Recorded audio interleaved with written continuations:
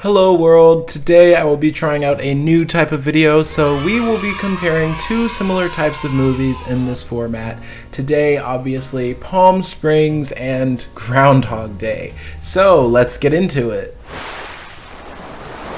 Since Groundhog Day came out first, that's where we will start. So, released in 1993 with a $15 million budget, this movie ended up being a pretty big success, grossing $70 million, starring Bill Murray and Andie MacDowell. The story follows Bill Murray, a weatherman who becomes bored with the repetitive monotony of everyday life, who ends up getting stuck in a time loop when he travels to celebrate the holiday Groundhog Day. Of course, Bill Murray is at the heart of the screenplay with a very dry humor, very deadpan performance, and many people seem to agree that this is a fun movie.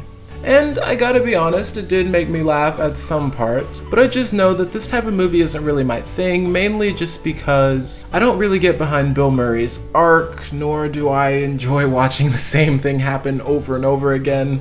I mean, the main goal, of course, is for him to get the love of the Andie MacDowell character, but since he can basically do whatever he wants infinitely, I feel like everything in the movie is just kind of pointless. It's kind of ironic. But although I find the story very pointless in that way, there's definitely a value to the comedic elements given to us by Bill Murray in this movie. I mean, it made me laugh a few times. Because all of the wacky situations that they put him in can get pretty fun and creative at times. But this is where Palm Springs comes to pick up the slack for me, because watching Groundhog Day for the first time in 2020... But Palm Springs actually builds on Groundhog Day in a way that is very interesting to me and very current with the times. This story follows two wedding guests who actually end up getting stuck in their own time loop.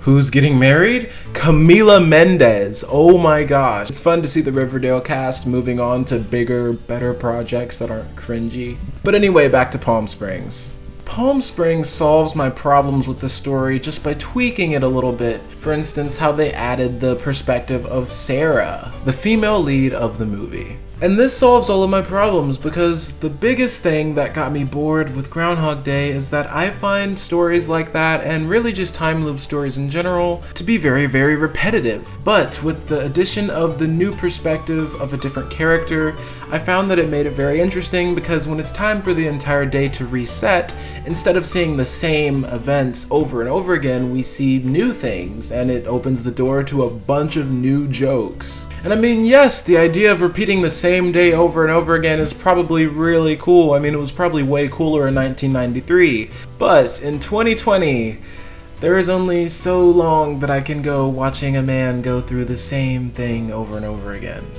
Especially when you, as an audience member, know what's going on before the character does, it can get a bit annoying to me. And Groundhog Day did mitigate some of these feelings with a lot of quick editing towards the end or middle of the movie, but I mean, it did come out 27 years ago. So anyway, in Palm Springs, Bill Murray's original cynical character type is revisited, this time by Andy Samberg. Thankfully in a more interesting way, in my opinion, because this time Sandberg's character gets challenged by Sarah, Christian Miliotti's character. I found her inclusion to be just so rewarding because it gave a new perspective to the story and once again made it less repetitive, so that I didn't have to see some cynical sad boy reliving the same parts of his life play out over and over again. And in Groundhog Day, like I was saying, how Bill Murray's character basically becomes a god, the other characters feel like pawns to me, and that really turned me off from the story. But in Palm Springs, we actually get to see both of the characters become gods together, and this just segues into so many new jokes and so many funny moments, and they montage through all the crazy things that they get to do together in this time loop world. I mean, I feel like I just prefer the humor in Palm Springs a bit more too, honestly.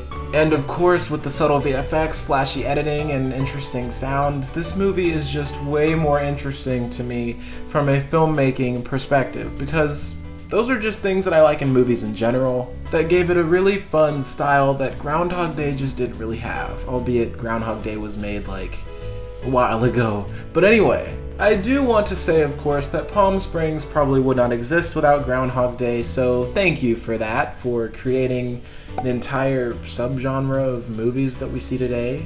But lastly, I would say that I heavily prefer the themes of Palm Springs because in Groundhog Day, the entire meaning of the movie is sort of just telling everyone to not be jerks, which is fine, but Palm Springs questions some more interesting ideas like nihilism and what is the meaning of life? How do we approach responsibility? And also just general basic relationship ideas. So I can highly recommend you watch Palm Springs. If you haven't, I believe it's on Hulu, and it makes for a pretty fun hour and a half. And overall, I'd say that Palm Springs has got to be the winner here for me, folks, this time. What do you think about Palm Springs? Do you love it? Do you hate it? Do you love Groundhog Day? Do you hate Groundhog Day? Let me know in the comments down below. I'll see you there. Anyway, thank you guys so much for watching. I really hope you enjoyed this new type of video, and I plan to make another one like this in the future where I compare the Hunger Games with Battle Royale. So if you're excited about that, please let me know in the comments, and let me know other similar movies that you'd like for me to feature in this series. I have a letterbox as always if you're interested to follow me there and see whatever else I'm watching. So yeah, thank you guys so much for watching, and I'll see you in the next video. Bye.